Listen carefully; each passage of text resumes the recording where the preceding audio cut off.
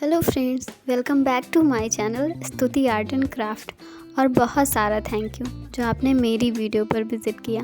और अब आ गए हो तो वीडियो पूरी देख कर ही जाना और कमेंट्स में मुझे ज़रूर बताना कि आपको मेरी ड्राइंग कैसी लगी।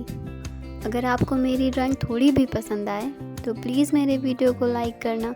अगर आप मेरे चैनल पे नए हैं तो चैनल को सब्सक्राइब करना। तो चलिए मिलते हैं वीडियो के लास्ट में।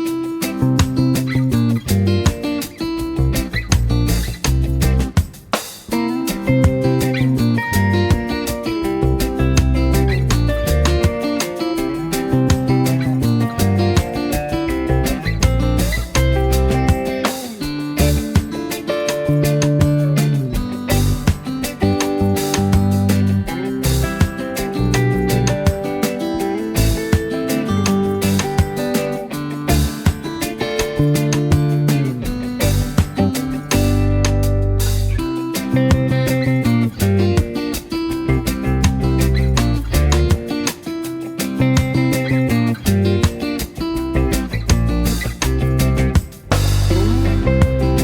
आपको आज की ड्राइंग कैसी लगी? आई होप कि आपको ये ड्राइंग पसंद आई होगी और आप इस वीडियो को लाइक करेंगे। तो चलिए मिलते हैं कल एक नई वीडियो के साथ। तब तक के लिए बाय बाय।